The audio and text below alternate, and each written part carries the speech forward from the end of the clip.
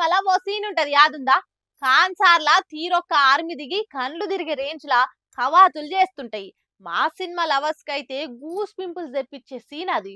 ఒకవేళ చెప్పుకుంటే ఈ వీడియో చూపిస్తే మీరు కూడా గస్వంటి సినిమాల సీన్ ఏమో ఇది అనుకుంటారు. అందుకే చెప్తున్నా, ఇది ఏ సినిమాల ఎలివేషన్ సీన్ కాదు, ఏపీలో నిజంగా గానొచ్చిన ముచ్చట. ఆర్ట్ ప్రెస్టీజియస్ పాన్ ఇండియా సినిమాకి తీసిపోని తీరు ఏమన్నా కానొస్తుందా ఈ రియల్ సీను?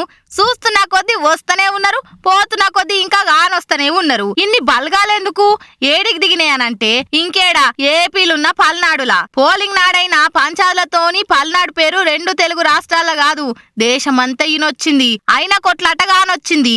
కత్తులు, కటార్లు, బాంబులు, నరుకుడు, కొరుకుడు. వామ్మో, సీమ బ్యాక్ డ్రాప్ సినిమాల్లో కానొచ్చేదానికంటే ఎక్కువనే ఆగం కానొచ్చింది. ఇవాళ ఎగ్జిట్ పోల్స్ వస్తున్నాయి కాబట్టి ఆయనతో పలానా పార్టీ గెలిచేటందుకు ఛాన్స్ ఉంది, పలానా పార్టీకి ఇన్ని సీట్లు వస్తున్నాయని తెలియంగానే మళ్ళా పంచాయతీలకు పర్దలేసి కొట్లాటలతోని లేనాగం మోపు చేస్తారని ఇట్లా బాజాప్తా బలగాలని దించిర్రు. ఇక వాళ్ళు వరుస పెట్టి లైన్లు కట్టొస్తుంటే ఆడ చూసే జనాలు ఉత్తగుంటారా? ఇగో ఇట్లా వీడియోలు తీసి సలార్ ఆర్ఆర్లు, కాన్సార్ సీన్లు కలిపి సోషల్ మీడియాలో ఇడుస్తున్నారు. కానీ ఎగ్జిట్ పోల్స్ కే గిట్లుంటే జూన్ 4 తారీఖు నాడు అసలైన ఆఖరి రిజల్ట్ వచ్చేటప్పుడు ఇంకెన్ని బాలగాలు దిగుతాయో. పల్నాడులు ఇట్లుంటే నర్సారావుపేటలో కూడా ఇదే కతుంది. పోలింగ్ అప్పుడు ఆడ కూడా లొల్లులు అయ్యే వరకల్లా ఇవాళ ఎగ్జిట్ పోల్స్ వస్తాయని ఇగో ఇట్లా ముందే రంగంలోకి దిగి రచ్చ కాకుండా చూసిర్రు. కానీ మోక చూస్తుంటే మొత్తానికి జూన్ 4 నాడు గుట్టల కొద్ది గూస్ బంప్ సీన్లుగా అనొస్తాయి కావచ్చు పొర్రి.